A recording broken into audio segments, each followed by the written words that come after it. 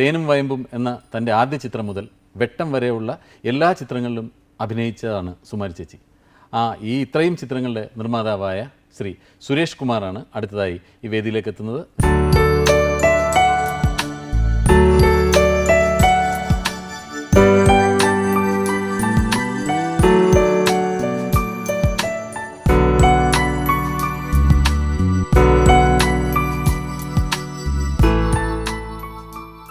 സാധാരണ ചില കാര്യങ്ങളിലൊക്കെ സുരേഷിനെ വിളിച്ചാൽ ചിലപ്പോൾ എത്തലുണ്ടാവില്ല.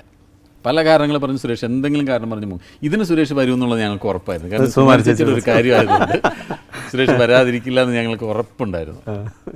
അപ്പം ഞാൻ പറയായിരുന്നു, സുരേഷ് എടുത്തുള്ള എല്ലാ സിനിമകളിലും സുമാരി ചേച്ചി അഭിനയിച്ചിട്ടുണ്ട്.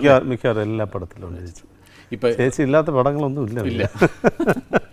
ശ്രീ PVG വന്നപ്പോഴും ഇത് തന്നെ പറഞ്ഞത്, എടുത്തിട്ടുള്ള എല്ലാ പടത്തിലും ചേച്ചി ഉണ്ടായിരുന്നു. സുരേഷിൻ്റെ ഇപ്പോൾ വെട്ടം റിലീസായ പടത്തിൻ്റെ ഒരു കണക്കാണ് ഞാൻ പറഞ്ഞത്. ഇനി റിലീസാവാനുള്ള സീതാ കല്യാണത്തിലൊക്കെ ചേച്ചിയും ആച്ചിയും രണ്ടുപേരും ഒന്നിച്ച് അഭിനയിച്ചിട്ടുണ്ട്.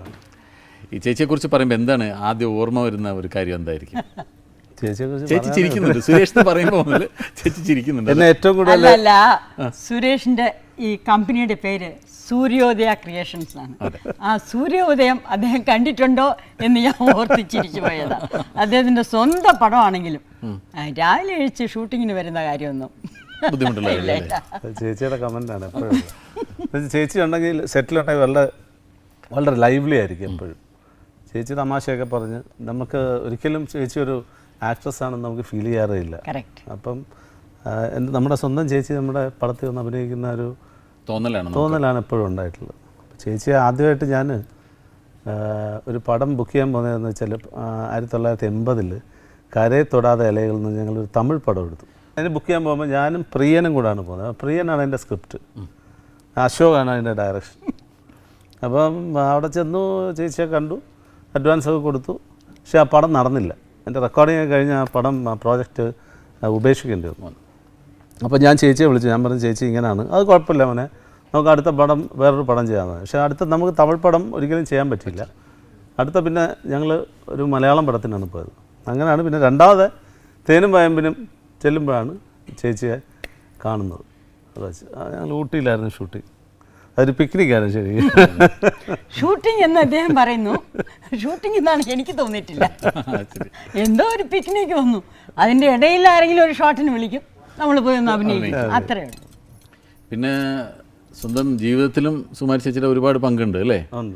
കല്യാണത്തിനും ഒക്കെ സുമാരി ചേച്ചി അഭിനയിക്കാൻ ചിലരിടത്ത് നമ്മൾ സ്ഥിരമായിട്ട് ട്രിവാൻഡ്രത്ത് ചേച്ചി ഉണ്ടായി നമ്മളെ എന്നെ കാണാനല്ല, ചുമ്മാ എന്തെങ്കിലും പറയാതെ. സുരേഷിന്റെ ഭാര്യ ആരാണെന്ന് അറിയാലോ അല്ലേ? അതായത് എങ്ങനെ നീ മറക്കും എന്ന് പറഞ്ഞ പടത്തിൻ്റെ ഷൂട്ടിംഗ് നടക്കുമ്പോൾ ഇവിടെ ട്രിവാൻഡ്രത്ത് വർമ്മ ട്രാവൽസ് കല്യാണ മണ്ഡപത്തിൽ വെച്ചിട്ടാണ് ചേച്ചി എന്നെ ആദ്യമായിട്ട് പരിചയപ്പെടുത്തുന്നത്. നമുക്കൊന്നും ആരെയും പരിചയപ്പെടുത്തി തരും. ഇനിയാ പക്ഷെ നമ്മൾ പരിചയപ്പെടുത്തുന്നത് തെറ്റില്ല. അത് ഇങ്ങനെയൊക്കെ സംഭവിക്കുന്നുള്ളൂ. അത് നല്ല കാര്യമാണ്. നല്ല കാര്യങ്ങൾ തന്നെയാണ് തുടങ്ങിയത് അല്ലേ? പിന്നെ വളരെ കോമൺ ആയിട്ടുള്ളതെന്ന് വെച്ചാൽ ചേച്ചിയുടെ മോൻ്റെ പേര് സുരേഷാണ്. അതെ, ഞാനതാണ്. ഒരിക്കൽ റെയിൽവേ സ്റ്റേഷനിൽ വെച്ച് ആരോ ചേച്ചി അടുത്ത് വെച്ചു, ഇത് മകനാണ്. അപ്പോൾ പറഞ്ഞു, ഇതും മകൻ തന്നെ, ഇതും സുരേഷാണ്. അമ്പലത്തിൽ പോകുമ്പോൾ ആരെങ്കിലും ചോദിച്ചു ചേച്ചി മോനാണോ എന്ന് ചോദിച്ചു. അതെ, ഇനിയിപ്പോൾ അവിടെ ചെന്ന് റിലേഷൻഷിപ്പ് ഒക്കെ പറഞ്ഞുകൊണ്ടിരിക്കണോ? ഒരു കാര്യമില്ല, മോൻ തന്നെയാണ്. അതെ. പിന്നെ ഇദ്ദേഹത്തിൻ്റെ ഒരു ചേനൻ്റെ ഹോട്ടലിലാണ് നമ്മളന്ന് പങ്കജിലാണ് താമസിച്ചുകൊണ്ടിരിക്കുന്നത്. അവിടെയും നമ്മുടെ വീട് പോലെ തന്നെ, ഹോട്ടൽ വേണമെന്നൊന്നും തോന്നിയിട്ടില്ല. അവിടെ തന്നെയാണ് നമ്മൾ താമസിക്കുന്നതും എല്ലാം. അങ്ങനെയല്ല, നമ്മുടെ അമ്മയും ചേച്ചിയും എല്ലാമാണ് ചേച്ചി അല്ലേ? സുരേഷിന്റെ വീട്ടിലെ അമ്മയും അവരും എല്ലാം ആയിട്ട് നമുക്ക് വളരെ നല്ല ഒരു ഫ്രണ്ട്ഷിപ്പ്. എന്തായാലും ഇവിടെ വരാൻ സാധിച്ചത് വളരെ സന്തോഷം. Thank you Suresh. ശ്രീ സുരേഷ് കുമാറിനെ പോലെ തന്നെ മലയാള സിനിമയ്ക്ക് ഒരുപാട് നല്ല സിനിമകൾ സംഭാവന ചെയ്ത രണ്ട് നിർമ്മാതാക്കളാണ് ഇനി നമ്മുടെ ക്ഷണമനുസരിച്ച് സമാഗമത്തിലേക്ക് എത്തിയിട്ടുള്ളത്. അവരും സുകുമാരി ചേച്ചിയുടെ പ്രിയപ്പെട്ട മക്കളാണ്. അവരെ രണ്ടുപേരെയും നിങ്ങൾക്ക് വേണ്ടി ഞാനിത് വേദിയിലേക്ക് ക്ഷണിക്കുന്നു. ശ്രീ കിരീടമുണ്ണി ആൻഡ് ശ്രീ സേനൻ.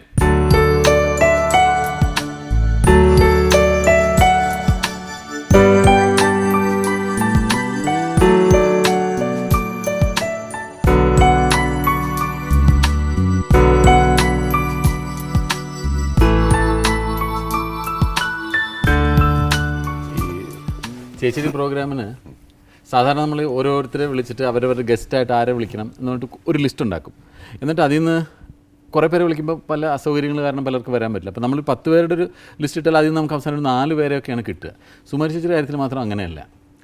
ഒരു ലിസ്റ്റ് ഇട്ടിട്ട് നമ്മൾ തന്നെ കുറേ പേരെ വെട്ടി. കാരണം വിളിച്ചവരെല്ലാവരും റെഡിയാണ്. സുമാരി ചേച്ചിയുടെ കാര്യം അതുകൊണ്ട് എല്ലാവരും വിളിച്ചവരൊക്കെ ഓക്കെയാണ്. ഞങ്ങളുടെ ജനകീയ അമ്മയല്ലേ. അതെ, നമ്മൾ വിളിക്കുന്ന ചേച്ചി എന്നാണെങ്കിലും എല്ലാവരും അമ്മയാണ് അല്ലേ.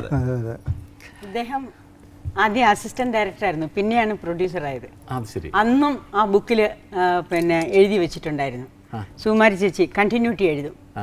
സുമാരി ചേച്ചി തല നേരെ വകിടെടുത്ത് തുമ്പിൽ കെട്ടിയിട്ടിട്ടുണ്ട്, എൻ്റെ അമ്മയെ പോലെ ബ്രാക്കറ്റിൽ. കണ്ടിന്യൂറ്റി അങ്ങനെ എഴുതുമായിരുന്നു അല്ലേ. അത് മാത്രമല്ല, എന്നെ ഏതൊക്കെ സദസ്സിൽ ചേച്ചി നാട്ടിക്കാമോ ഇത് ഈ പദം പറഞ്ഞു തന്നെയാണ് ചെയ്തത്. അല്ല, ഇത് നല്ല കാര്യമല്ലേ അല്ലേ, നമുക്ക് എല്ലാവരും അപ്രീസിയേഷൻ തോന്നുന്ന ഒരു കാര്യമാണ് അല്ലേ. സേനനെ എത്ര കാലമായിട്ട് അറിയാം? ഞാൻ ആദ്യമായിട്ടൊരു എൻ്റെ ബ്രദറുള്ള സുരേഷ് പ്രൊഡ്യൂസ് ചെയ്ത് കൂലി എന്നുള്ള സിനിമയിൽ അന്ന് തൊട്ട് കണ്ടു തുടങ്ങിയാണ്. അന്ന് തൊട്ട് എനിക്ക് അമ്മയാണ്, ചേച്ചിയാണ്, സുഹൃത്താണ്, അനിയത്തിയാണ്. ഞാൻ ഇടയ്ക്കിടയ്ക്ക് അനിയത്തി എന്നൊക്കെ വിളിക്കും. അപ്പോൾ ഒരു ചെറിയൊരു വിളിയുണ്ട്, എന്തോ എന്ന് വിളി കേൾക്കുന്ന അതൊരു കേൾക്കുമ്പോൾ ഒരു സുഖമാണ്. ചേച്ചി എന്ന് വിളിക്കുമ്പോഴും അതിൻ്റേതായുള്ളൊരു സുഖമുണ്ട്. ഒരമ്മയായിട്ടില്ല. ഞങ്ങളുടെ ഹോട്ടലിൽ വന്നു കഴിഞ്ഞാൽ ചേച്ചിയാണ് അവിടെ, സ്വന്തം വീട് പോലെയാണ്, ചേച്ചിയാണ് അവിടെ ആള്. എനിക്ക് പോലും സ്ഥാനം ഉണ്ടോ സംശയമാണ്. എനിക്ക് ചിലപ്പോൾ ഒക്കെ ശ്രദ്ധിക്കാറുണ്ട്, ചേച്ചി എന്നെ ചില കാര്യങ്ങൾ ഉപദേശിക്കാറുണ്ട്. ഞാൻ ഒരു ദിവസം ഹോട്ടലിൽ ചെല്ലുമ്പോൾ ഇത്ര നേരത്തൊരു കമ്പുമായിട്ട് നിൽക്കുക. അപ്പോൾ ഞാൻ ചോദിച്ചു, എന്താ ചേച്ചി കമ്പ്, സ്റ്റാഫിനെ തല്ലാനാണോ എന്ന് ചോദിച്ചു. പറഞ്ഞു അല്ല. അപ്പോൾ പിന്നെ എന്നെ തല്ലാനാണോ എന്ന് വെച്ചാൽ അതുമല്ല. ചോദിച്ചു എന്തിനാന്ന് വെച്ചാൽ സ്വിച്ച്, കൺട്രോൾ സ്വിച്ച് ഏറ്റവും മുകളിലായിരിക്കുന്നത്. അപ്പോൾ ചേച്ചിക്ക് അണയ്ക്കാനൊക്കത്തില്ല. അപ്പോൾ ചേച്ചി കമ്പുമായിട്ട് പോവുകയാണ് ഈ അണയ്ക്കാനായിട്ട്. എന്തിനാന്ന് ചോദിച്ചപ്പോൾ പറഞ്ഞു വെറുതെ കറണ്ട് കളയാൻ പാടില്ല. അതാണ് ചേച്ചിയുടെ ഒരു സൗഹൃദം അന്ന് തൊട്ട്, പണ്ട് തൊട്ട്. എങ്ങനെ അതുകൊണ്ട് പറഞ്ഞു ഞങ്ങളുടെ സ്ഥാപനത്തിൽ എന്നെക്കാളും സ്ഥാനം ചേച്ചിക്കാൻ തോന്നുന്നു. എൻ്റെ പല ഒരു അവാർഡ്സും അദ്ദേഹത്തിൻ്റെ റൂമിലുണ്ട്. അത് പറയാം, അത് ഒരെണ്ണം പറയണമല്ലോ. ചേച്ചിക്ക് ഒരു സംഘടനയുടെ പേര് പറയുന്നതിൽ ഒരു അവാർഡ് കൊടുത്തു. ചേച്ചി ഒരു ദിവസം എൻ്റെ മുറിയിൽ കൊണ്ടുവന്നിട്ട് പറഞ്ഞു, ഇത് എൻ്റെ ഓർമ്മയ്ക്കായിരിക്കട്ടെ. അതിപ്പോഴും എൻ്റെ മുറിയിൽ അങ്ങനെ സൂക്ഷിച്ചു. പലരും എന്നോട് ചോദിക്കാറുണ്ട്, സുമാരി ചേച്ചിയുടെ അവാർഡ് എങ്ങനെയാണ് സേനൻ്റെ മുറി വല്ലെന്ന്. ഞാൻ പറഞ്ഞു ഒരു സ്നേഹത്തിൻ്റെ പ്രതീകമായിട്ടുള്ളതാണ്. അത് ഒരു മൊമെന്റോ ആണല്ലോ, അത് ചേച്ചിക്ക് കിട്ടിയ വലിയൊരു അംഗീകാരം. ആ വലിയ അംഗീകാരത്തോടുകൂടി എനിക്ക് തരും. അത് ഞാൻ ഇപ്പോഴും സൂക്ഷിച്ചു വെച്ചിട്ടുണ്ട്. ഉണ്ണിയുടെ മിക്കവാറും എല്ലാ സിനിമയിലും ചേച്ചി അഭിനയിച്ചാണോ അല്ലേ? എൻ്റെ മിക്കവാറും എല്ലാ സിനിമയിലും ഇല്ല, 1-2 സിനിമ വെച്ച് ബാക്കി എല്ലാത്തിലും ചേച്ചിയുണ്ട്. ആധാരത്തിലാണ് നമ്മൾ ആദ്യമായിട്ട്, നല്ലൊരു പടമായിരുന്നു. ആധാരത്തിൽ ആ മുരളി ഹീറോ ആയിട്ട് അഭിനയിച്ച അതിലാണ്. നല്ലൊരു പടമായിരുന്നു. പിന്നെ ചേച്ചിയെ വെച്ചൊരു ചിത്രം നിർമ്മിക്കുക എന്ന് പറയുന്നത് ഒരു നിർമ്മാതാവിന് ഒരു ടെൻഷനും ചേച്ചിയുടെ കാര്യത്തിലുണ്ടാവില്ല. ഏത് സെറ്റിൽ നിന്നായാലും ശരി, ആ പറഞ്ഞ സമയത്ത് നമ്മുടെ സെറ്റിലുണ്ടാവും. നമുക്കൊരു ബുദ്ധിമുട്ടുണ്ടാകാതെ ആയിരിക്കും പോകുന്നത്. ആണ്. അത് ചേച്ചി തന്നെ ബാക്കിയുള്ള കാര്യങ്ങളെല്ലാം ഫൈനലൈസ് ചെയ്ത് ഏതൊക്കെ എടുക്കാൻ പോകുന്നു, എങ്ങനെ എടുക്കാൻ പറ്റും, ഞാൻ ഇല്ലെങ്കിൽ ചെയ്യാൻ പറ്റും, ഇതെല്ലാം നോക്കി ഡയറക്ടറുമായിട്ടും പ്രൊഡ്യൂസറുമായിട്ടും സംസാരിച്ച് ഒരു ധാരണയിലെത്തി ചേച്ചി പോകുന്നതും തിരിച്ചു വരുന്നതും ഒന്നും ഒരു പ്രൊഡ്യൂസർക്ക്, ഒരു ഡയറക്ടർക്കോ, സെറ്റിലുള്ള ബാക്കിയുള്ളവർക്കോ ഒരു ബുദ്ധിമുട്ടും ഉണ്ടാവില്ല. അത്ര പെർഫെക്റ്റ് ആയിട്ട് കാര്യങ്ങൾ ഡീൽ ചെയ്ത്. എങ്ങനെയാണ് ചേച്ചി ഇതൊക്കെ മാനേജ് ചെയ്യുന്നത്? ചേച്ചിക്ക് ഒരു അസിസ്റ്റന്റ് പോലും ഇല്ല. ഞാൻ ചേച്ചിയോട് ചോദിക്കാറുണ്ട്, എല്ലാവരും കൂടെ വരുമ്പോൾ ഒരു 1, 2, ഇപ്പം 3, 4, 5 പേരൊക്കെ കൊണ്ടുവരുന്നുണ്ട് പലരും. ചേച്ചിക്ക് ഇപ്പോഴും ഒരു അസിസ്റ്റന്റ്. എന്താണ് ചേച്ചി അങ്ങനെ ഒരു അസിസ്റ്റന്റിനെ കൊണ്ടു നടക്കാത്തത്? എൻ്റെ ജോലി ഞാൻ ചെയ്യുന്നു, അത് ഇനി ഒരാളടുത്ത് പറഞ്ഞ് ചെയ്യിപ്പിക്കണം എന്ന് പറയുമ്പോഴത്തേക്ക് അതിനെക്കാട്ടി സ്ട്രെയിനാണ്. അപ്പം നമ്മൾ ചെയ്യുന്നതല്ലേ ഈസി. പിന്നെ എന്തെങ്കിലുമൊക്കെ ജോലി ചെയ്യുമ്പോഴത്തേക്ക് കുറച്ച് ഹെൽത്തി ആയിരിക്കാം എന്നുള്ള ഒരു. എനിക്ക് ചേച്ചിയുടെ ഒരു വലിയൊരു പ്രത്യേകത ഞാൻ കണ്ടിട്ടുള്ളത്, ചേച്ചിക്ക് അങ്ങോട്ട് കൊടുക്കുന്ന ബഹുമാനത്തിനേക്കാൾ ചേച്ചി തിരിച്ചിങ്ങോട്ട് തരും. അത് സെറ്റിലൊക്കെ ചെന്നാൽ കാണാം. ഒരാളങ്ങോട്ട് ചെന്ന് കഴിഞ്ഞാൽ ചേച്ചിയായിരിക്കും അങ്ങോട്ട് ബഹുമാനിക്കുക. നമ്മൾ അങ്ങോട്ട് ബഹുമാനിക്കാൻ പോകുന്നതിന് മുമ്പേ ചേച്ചിയുടെ ബഹുമാനം ഇങ്ങോട്ട് വന്നു കഴിയും. അത് സാധാരണ ആരുടെയും കാണാത്തൊരു. ഊണിന് പ്രൊഡക്ഷൻ ബോയ്സിൻ്റെ കൂടെ ഇരുന്ന് അവർക്ക് വിളമ്പി കൊടുക്കാനും അവരുടെ കാര്യങ്ങൾ നോക്കാനും ഇതെല്ലാത്തിനെയും ഓടി കിടക്കും. അപ്പം ഞാനൊക്കെ വിചാരിച്ചിട്ടുണ്ട്, ചേച്ചി ഈ പ്രായത്തിലും തിരുവനന്തപുരത്ത് ഒരു ലൊക്കേഷൻ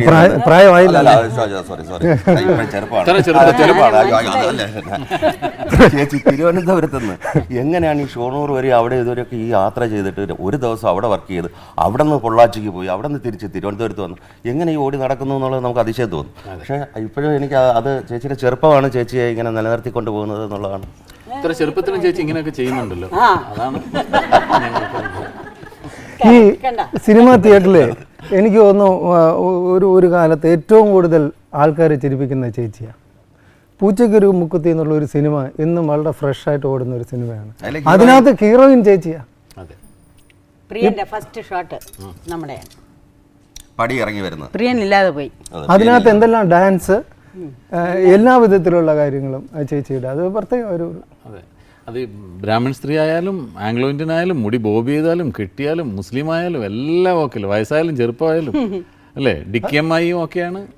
ഏതായാലും ഉണ്ണി സേനണ്ണ താങ്ക്സ്. Thank you.